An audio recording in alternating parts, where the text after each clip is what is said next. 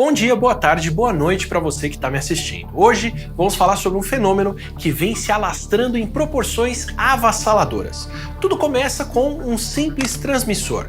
Uma pessoa que passa para o seu grupo familiar, que espalha para sua comunidade e rapidinho temos um grande número de pessoas contaminadas. Parece até o espalhamento de um vírus. E na verdade, esse fenômeno é uma espécie de vírus. Eu estou falando das fake news em um processo eleitoral. Essa divulgação de boatos e notícias falsas é letal para a democracia. Acaba com a reputação de pessoas idôneas, esconde a verdade sobre candidatos mal intencionados e no final todo mundo leva tempo para se curar dos efeitos. Então vamos combinar o seguinte? Tudo que você receber, verifique, confira a fonte, consulte as agências de checagem. Quem espalha fake news prejudica outras pessoas, a si mesmo e pode estar cometendo um crime. Se for fake news, não transmita. Justiça eleitoral, a justiça da democracia.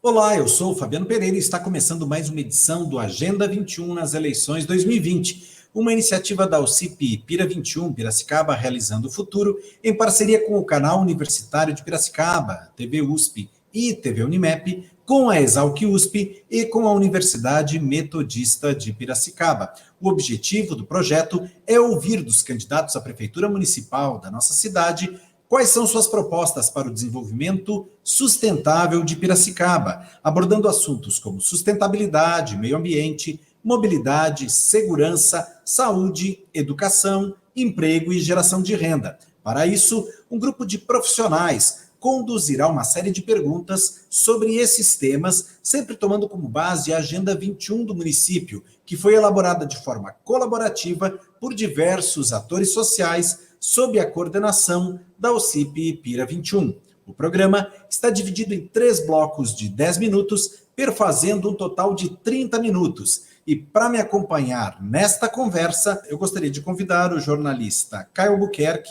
da Divisão de Comunicação da Escola Superior de Agricultura Luiz de Queiroz, a Exalc, no campus da USP, em Piracicaba, a gestora Lúcia Sanches, da UCP Pira 21, a professora Rosa Moraes, que é a secretária executiva da Agenda 21, junto ao UCP Pira 21, e o meu colega, o jornalista Reinaldo Diniz, da TV Unimep. A nossa entrevistada, a nossa convidada de hoje é a candidata Carolina Angelelli, do Partido Democrático Trabalhista, o PDT. E eu queria, então, começar agradecendo a Carolina por aceitar o nosso convite e lhe franqueando a palavra para que você possa se apresentar e fazer suas considerações iniciais. A palavra é sua, Carolina. Seja bem-vinda.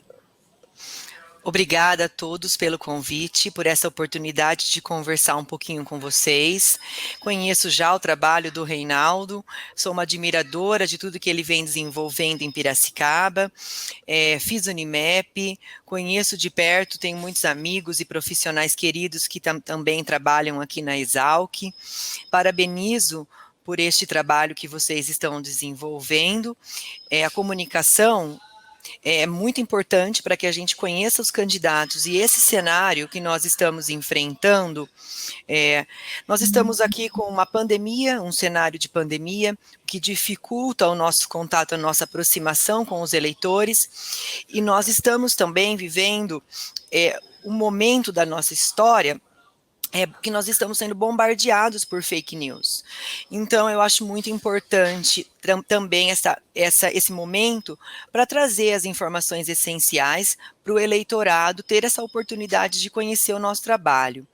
Eu sou Carolina Angelelli, sou militante do Partido Democrático Trabalhista. O partido, os militantes, os dirigentes no cenário estadual, no cenário federal, me escolheram para encabeçar essa chapa aqui em Piracicaba. É um marco importante para nós na reconstrução desse partido, e nós temos uma história muito bonita, né? O nosso partido começa lá com Getúlio, passa por Jango, Brizola, Darcy, e agora essa renovação com o Ciro, que o Ciro nos traz, É, eu acho muito importante esse cenário que nós estamos vivendo. Nós temos muitas mulheres também disputando as eleições. Piracicaba já está preparada para ter uma mulher comandando o executivo. Eu acho que esse cenário que nós estamos pós-pandemia requer um olhar mais humano, um olhar mais fraterno, mais solidário, que nós mulheres temos sobre todas as situações. E eu estou à disposição para responder todas as perguntas que vocês quiserem e agradeço novamente por essa oportunidade. Muito obrigado, Carolina. Eu, já passando para o primeiro tema, que é meio ambiente, eu gostaria de convidar para a sua pergunta o meu colega, o jornalista Reinaldo Diniz. Obrigado, Fabiano. Seja bem-vinda, candidata Carolina Angelelli. Gostaria que a senhora nos explanasse os seus planos para combater o desperdício de água captada aqui em Piracicaba, que hoje é superior a 50% no município, e tendo em vista as dificuldades financeiras do SEMAI. Reinaldo, no meu projeto municipal de desenvolvimento, nós estabelecemos um projeto. Nós demos esse nome porque projeto difere na nossa concepção e nós fizemos diversos estudos diferenciando projeto de plano. Esse projeto nosso, ele estabelece metas a curto, médio e longo prazo. Um autor em específico, o Tiago, ele foi o profissional responsável por resolver o colapso no abastecimento de água no município vizinho ao nosso, no município de São Pedro. São Pedro, diferentemente de Piracicaba, já estava em situação de colapso. Nós enfrentamos uma grave crise de abastecimento de água. Esse profissional, ele dedicou para nós um estudo detalhado em mais de 200 páginas e nós resumimos e colocamos no nosso projeto de governo os estudos que o Tiago fez. O pai do Tiago foi presidente do SEMAI, foi professor da EP, e então ele tem uma qualificação, ele tem muita propriedade para falar desse assunto. Inicialmente, a gente precisa pontuar que o SEMAI hoje possui alguns milhões em seus cofres. Mais de 100, mais de 200, mais de 300. Esse dinheiro está dormindo nos cofres do SEMAI. Primeiro ponto, esse dinheiro já seria um start, um pontapé para a gente começar a encarar a situação de não deixarmos os nossos piracicabanos sem água em Piracicaba. A gente está em vários bairros em Piracicaba que estão enfrentando falta de água por 2, 3 dias por semana.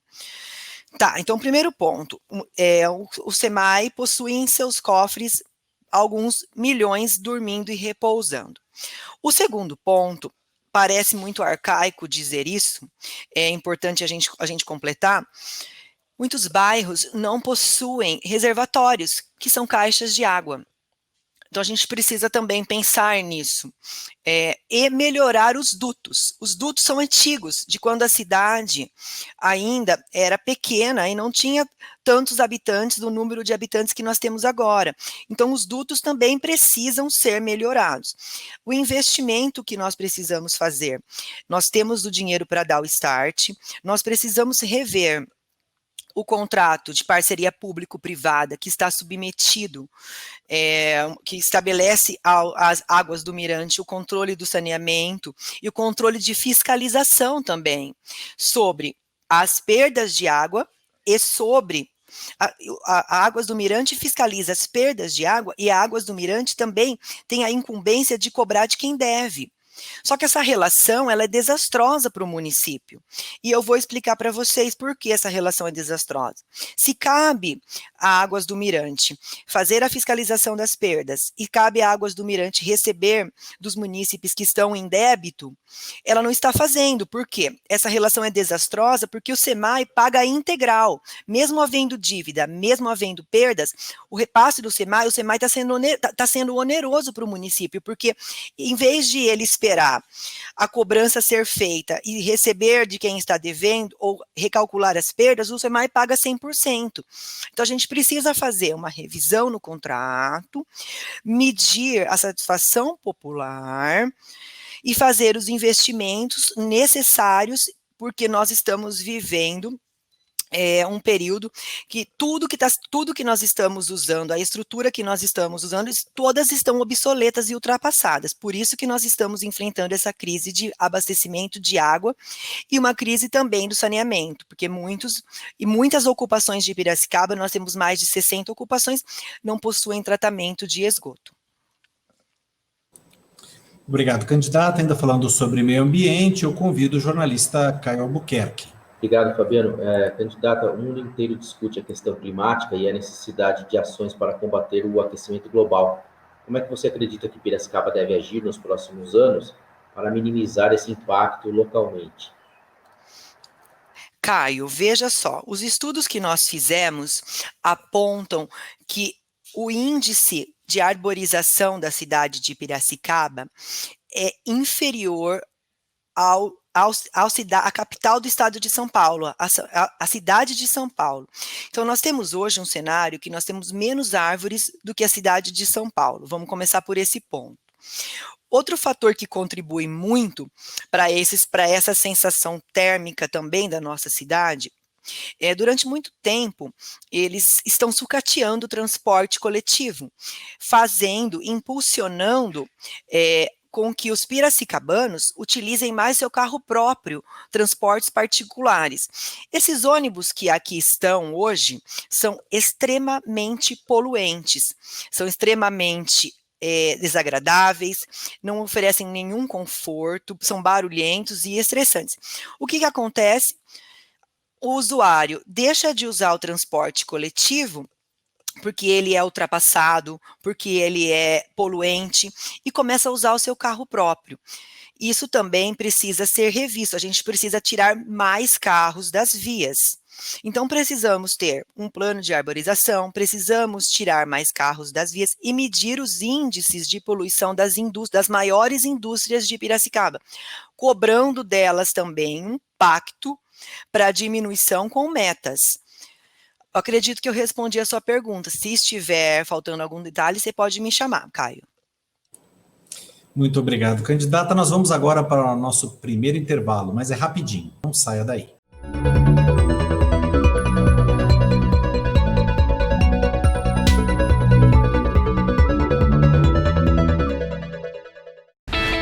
Em novembro, milhões de eleitores brasileiros vão às urnas escolher prefeitos e vereadores. Mas você sabe o que um prefeito faz? O prefeito é o chefe do executivo municipal.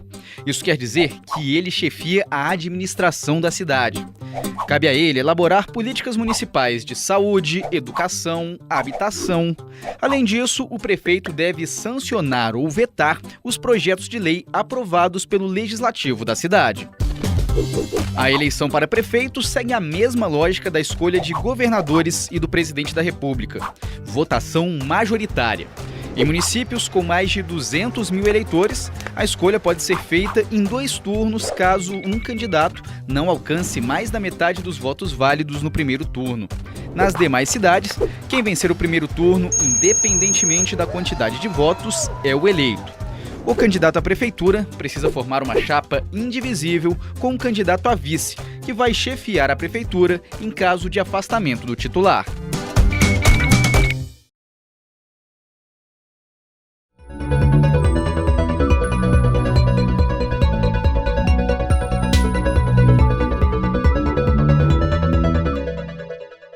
O Agenda 21 nas eleições 2020 está de volta e hoje nós conversamos com a candidata Carolina Angelelli, do Partido Democrático Trabalhista, o PDT. E a próxima pergunta é sobre planejamento. Eu convido a professora Rosa Moraes.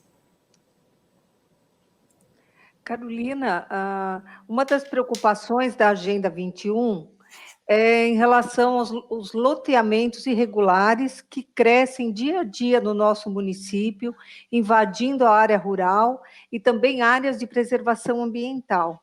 Eu gostaria de saber o que você pretende fazer para solucionar ou minimizar esse problema dentro do município. Rosa, vamos lá. Os estudos que nós fizemos apontam que há mais de 200 condomínios de luxo em Piracicaba que não estão pagando seu IPTU e o seu ITBI. Isso gera milhões de déficit do que o município pode e deixa de arrecadar. Ok, primeiro ponto. Então, a gente precisa, dia 2 de janeiro, estabelecer um pacto para receber desses condomínios de luxo esses impostos que são devidos ao município. Pretendo, com esta arrecadação, estabelecer um sistema. Talvez uma das alternativas seria vender esses títulos de dívida a um banco, impulsionar moradias ocupando os vazios urbanos de Piracicaba. Isso por quê? A gente tem, eu ouso dizer, eu não quero acusar e colocar nomes, mas entre os profissionais que eu consultei, eu ouso dizer que muitas moradias foram sendo empurradas fora da nossa área urbana, empurrando também, estabelecendo um novo perímetro urbano para a cidade, adentrando a zona rural.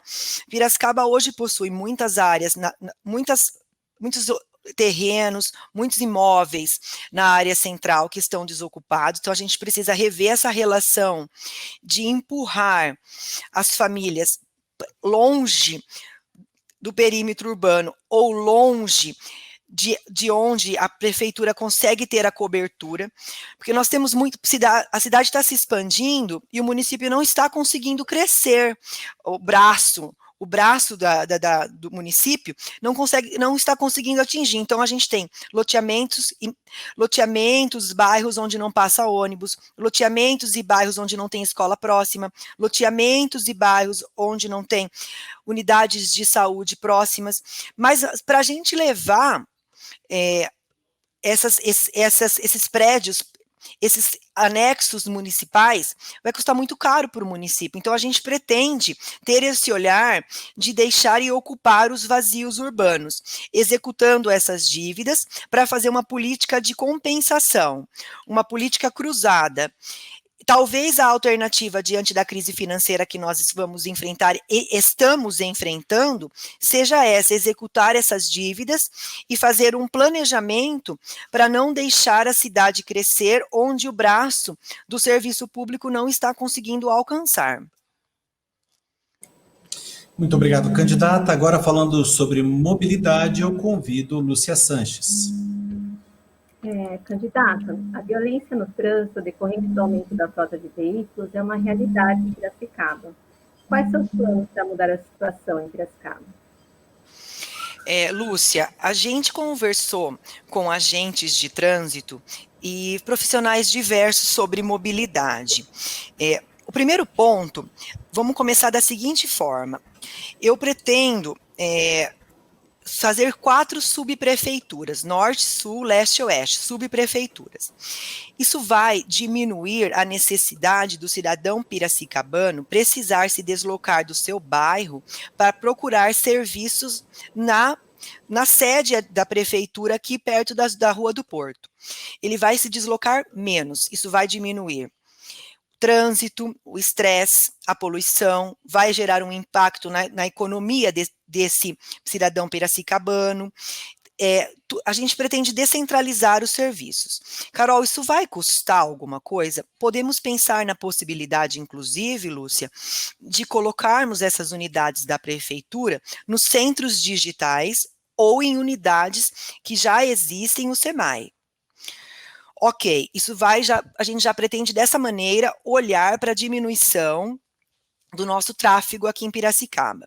Se a gente pensa hoje que cidades com menos população do que Piracicaba já possuem corredores inteligentes, semáforos inteligentes, se a gente pensa hoje que a nossa Secretaria de Trânsito não tem um engenheiro de tráfego que estude a diferenciação das vias, via coletora, via arterial, via de trânsito rápido, se a gente pensar que em vez de termos um estudo detalhado para melhorar a mobilidade urbana, optamos por uma política punitiva de colocar tudo à mesma velocidade e colocar radar. Não, essa não é a política que nós precisamos enfrentar. A gente precisa ter corredor inteligente, a gente precisa investir em ciclovia, em corredores de ciclovia, a gente precisa ter semáforos inteligentes, a gente precisa ter um engenheiro de tráfego que faça um estudo para diferenciar as vias.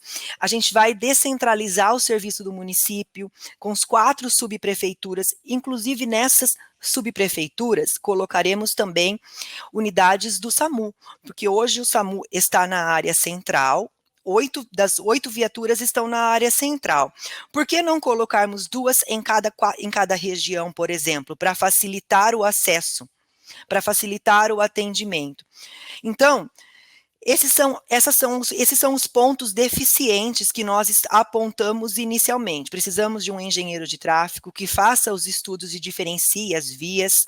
Precisamos que o transporte coletivo seja mais eficaz, mais inteligente, tenha semáforos inteligentes, corredores de ônibus e privilegiar em determinados pontos da cidade as ciclovias também. Existem pontos que privilegiam o uso de ciclovias que são menos íngremes, existem pontos que são mais íngremes, então a gente precisava estudar tudo isso, fazer um estudo, coisa que atualmente soube que há um planejamento, foi contratado um grande estudo para a nossa mobilidade em Piracicaba, mas não foi posto em prática ainda.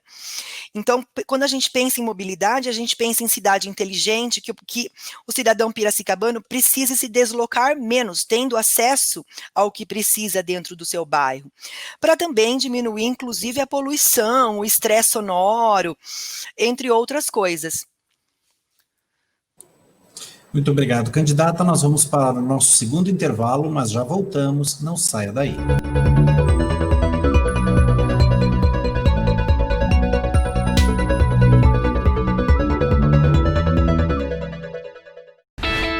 Em novembro, milhões de eleitores brasileiros vão às urnas escolher prefeitos e vereadores. Mas você sabe quais são as funções de um vereador?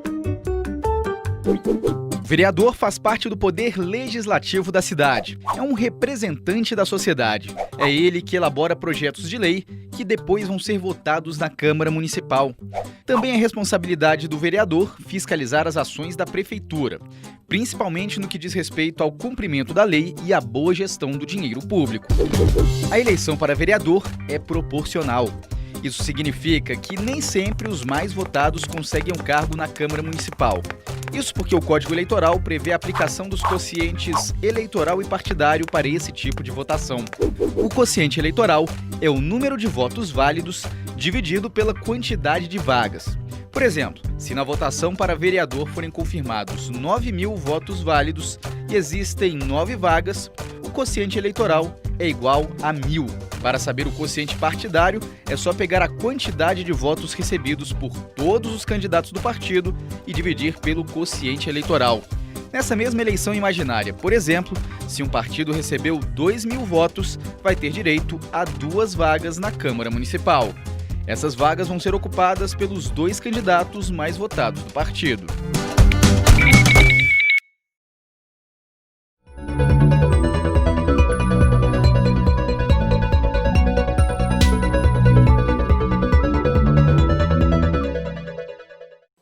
Estamos de volta com a Agenda 21 nas eleições 2020, hoje conversando com a candidata Carolina Angelelli, do Partido Democrático Trabalhista, o PDT. E a próxima pergunta é sobre segurança pública. Eu convido o jornalista Caio Albuquerque. Candidata, embora a responsabilidade pelo policiamento e a investigação de crimes seja do governo estadual, a sociedade entende que a prefeitura pode ter uma maior participação para melhorar a segurança, reduzir impactos dos crimes decorrentes, por exemplo, do tráfico de drogas, da violência contra a mulher e contra as crianças, e também aqueles relacionados ao patrimônio. Na sua opinião, como é que o governo municipal pode colaborar nesse sentido? Caio, nossa proposta para a segurança pública é a seguinte: com relação à Guarda Civil, a gente pretende instituir bases comunitárias, bases da Guarda Civil nos bairros, para melhorar o diálogo, humanizar também, trazer para o cidadão piracicabano esse contato mais próximo com a Guarda Civil. Pretendemos instituir uma Secretaria de Segurança Pública. Essa Secretaria de Segurança Pública, ela vai servir como uma matriz, um setor de inteligência que vai dialogar com todas as forças policiais de Piracicaba, vai dialogar com a Guarda Civil. O secretário de Segurança Pública vai dialogar com a Polícia Militar, vai dialogar com a Polícia Rodoviária, vai dialogar com a Polícia Federal. Ele vai ter informações estratégicas, ele vai estabelecer algumas campanhas, algumas políticas. Pretendemos colocar câmeras de segurança em alguns outros pontos complementares da cidade, mas também na entrada e saída do município. E pretendemos também munir a Guarda Civil com tablets, para que o Guarda Civil informe diretamente pequenas ocorrências, pequenas incidências, num grande serviço de inteligência. Eu vou dar um exemplo. O Guarda Civil está passando por uma rua, ele diz, aqui tem um poste queimado, está sem luz. Então, provavelmente, numa rua muito escura, a incidência de algum crime é maior do que numa rua mais clara, ele já avisa. Ok, isso já cai direto num sistema de integração com os serviços urbanos da prefeitura. Então, esse grande serviço de inteligência, ele já existe em alguns municípios do estado de São Paulo, ele se chama Sistema Orion. É um grande sistema, todas as secretarias fazem parte, alimentando de acordo com a sua pauta. Exemplo, chega uma mulher na unidade de saúde para fazer um tratamento dentário com um dente quebrado. O dentista, eu fiz estudos, eu estudei sobre isso, o dentista que está atendendo a mulher, ele vai saber diferenciar se foi um acidente ou se há algo de estranho, que possa ter sido que essa mulher possa ter sofrido uma violência. Então, a unidade de saúde já vai inserir no sistema. A mulher tal, idade tal, que mora em tal lugar, está com o dente quebrado, provavelmente vítima de violência. Então, nós vamos mapear os atendimentos para poder ter números e fazer um grande levantamento, para entender quantas mulheres são vítimas de violência e não se posicionam, quanto de luz queimada pode gerar um crime. Então, assim, a gente precisa ter todo esse setor mapeado num grande sistema de inteligência de Piracicaba. Acho que eu respondi a sua pergunta. Muito obrigado, candidata. Agora, para falar sobre geração de emprego e renda, eu convido novamente o meu colega, o jornalista Reinaldo Diniz. Candidata, a qualificação da mão de obra continua a ser problema para a empregabilidade no nosso município. Lembrando que essa empregabilidade foi duramente afetada pelos efeitos da pandemia. Gostaríamos de saber quais são suas ações para qualificar, capacitar os profissionais dentro das expectativas de empregos locais. Reinaldo, a gente tem hoje uma Secretaria de Emprego e Renda, e uma das atribuições que eles estão fazendo é reconhecer quais as empresas que nós temos no município e dar formação, dar qualificação profissional para os profissionais que quiserem trabalhar nessas empresas. Então, a gente precisa entender pós-pandemia qual a demanda que nós temos e aprimorar esse serviço que já existe. Esse é um ponto. Porém, a gente precisa, ao entrar na prefeitura, fazer um estudo detalhado, e vou precisar das universidades para isso, para entender quais são os índices que Piracicaba pode ainda despontar, quais os índices de desenvolvimento econômico que Piracicaba pode investir. Eu vou dar um exemplo. Estive recentemente conversando com pessoal do SEBRAE, com o pessoal do SESI, com o pessoal do SENAI, e inúmeras parcerias entre o município e o Sistema S podem ser desenvolvidas para melhorar a qualificação. Eles têm um programa que chama 1000 Mulheres, que qualifica mulheres vítimas de violência para serem inseridas no mercado profissional. Existem vários programas já reconhecidos em outras cidades, inclusive, posto em prática pelo Fernando Haddad, quando foi prefeito da cidade de São Paulo, que se chamava de Braços Abertos. Ele tirava usuários de crack. Numa parceria que ele teve com o Senai, qualificava esses profissionais e reconduzia ao mercado de trabalho. Então, esta ainda é uma outra possibilidade que a gente pode fazer em parceria também com o Sistema S. Olhando por outro lado, Reinaldo, quando a gente fala de qualificação profissional, eu vou lhe dizer que nós estudamos um banco que contraria tudo que a gente tem hoje do mercado financeiro tradicional brasileiro. Hoje, no mercado financeiro tradicional brasileiro, 5 bancos mandam na economia do Brasil e sentam juntos para jantar, almoçar e estabelecer qual política econômica predatória eles vão nos submeter. Contrariando tudo isso, existe um banco que nasceu no estado do Ceará, é legal vocês pesquisarem, se chama Banco Palmas. Esse banco, instituído lá, ele foi instrumentalizado pelo governador Cid Gomes, que fez um aporte e virou um banco do estado do Ceará. Ele possui uma moeda própria que circula em pequenos bairros, em pequenos núcleos, e fomenta a economia. O município empresta dinheiro para profissionais, para empreendedores, para cooperativas, e esse dinheiro, quando devolvido ao município, é impossibilitado de ser cobrado juros. Já existem mais de 150 cidades do Brasil esse banco, e é uma realidade que nós temos hoje para fomentar a economia. Então, podemos, por exemplo, atuar em parceria com SESI, Senai, SESC, induzir as mulheres, levar as mulheres a ter uma capacitação profissional e não abandoná-las. Elas podem ter o aporte de um banco do município, numa experiência bem-sucedida em várias cidades do Brasil, em mais de 150 cidades. Então, esta também é uma outra alternativa para que a gente não pare o ciclo. A gente qualifica, mas a gente também pode fomentar a geração do seu próprio negócio, seja cooperativa, seja negócio próprio. Bacana vocês darem uma pesquisada. Se vocês quiserem conhecer a fundo, eu posso passar o contato do fundador e diretor e administrador desse banco, que se chama Banco Palmas. Candidata, muito obrigado, nós agradecemos por aceitar o nosso convite para participar do Agenda 21 nas eleições 2020 e lhe damos a palavra mais uma vez, mais um minuto para suas considerações finais, para que possa se dirigir ao público que nos assiste, fazendo as suas últimas considerações.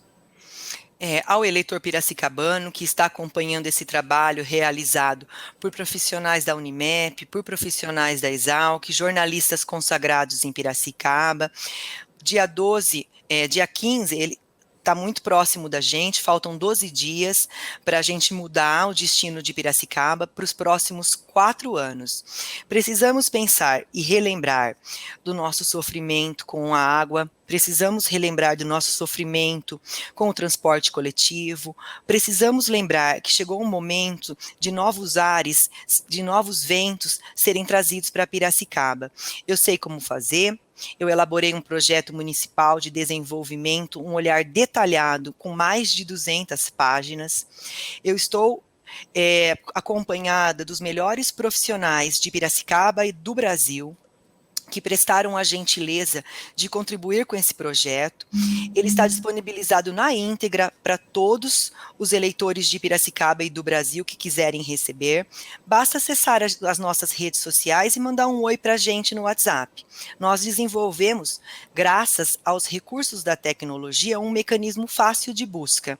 Você coloca a palavra do seu interesse e você localiza o seu objeto de procura dentro do nosso projeto.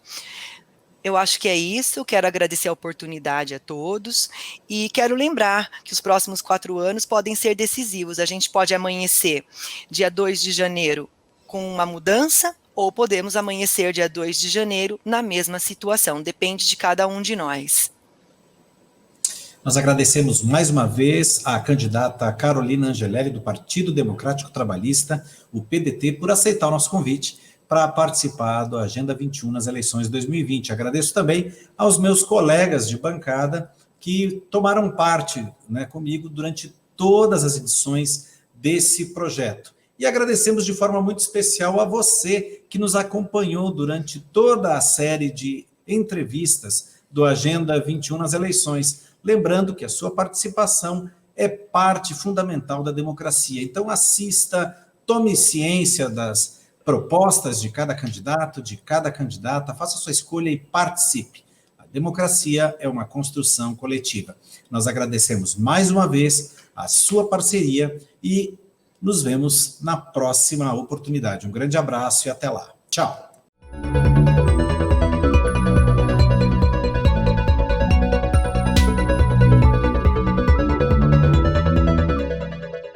Bom dia, boa tarde, boa noite para você que está me assistindo. Hoje vamos falar sobre um fenômeno que vem se alastrando em proporções avassaladoras. Tudo começa com um simples transmissor. Uma pessoa que passa para o seu grupo familiar, que espalha para a sua comunidade e rapidinho temos um grande número de pessoas contaminadas. Parece até o espalhamento de um vírus. E na verdade, esse fenômeno é uma espécie de vírus. Eu estou falando das fake news em um processo eleitoral. Essa divulgação de boatos e notícias falsas é letal para a democracia. Acaba com a reputação de pessoas idôneas, esconde a verdade sobre candidatos mal intencionados e no final todo mundo leva tempo para se curar dos efeitos. Então vamos combinar o seguinte? Tudo que você receber, verifique, confira a fonte, consulte as agências de checagem. Quem espalha fake news prejudica outras pessoas, a si mesmo e pode estar cometendo um crime. Se for fake news, não transmita. Justiça eleitoral, a justiça da democracia. Em novembro, milhões de eleitores brasileiros vão às urnas escolher prefeitos e vereadores. Mas você sabe o que um prefeito faz? O prefeito é o chefe do executivo municipal. Isso quer dizer que ele chefia a administração da cidade. Cabe a ele elaborar políticas municipais de saúde, educação, habitação. Além disso, o prefeito deve sancionar ou vetar os projetos de lei aprovados pelo legislativo da cidade. A eleição para prefeito segue a mesma lógica da escolha de governadores e do presidente da República. Votação majoritária. Em municípios com mais de 200 mil eleitores, a escolha pode ser feita em 2 turnos caso um candidato não alcance mais da metade dos votos válidos no primeiro turno. Nas demais cidades, quem vencer o primeiro turno, independentemente da quantidade de votos, é o eleito. O candidato à prefeitura precisa formar uma chapa indivisível com um candidato a vice, que vai chefiar a prefeitura em caso de afastamento do titular.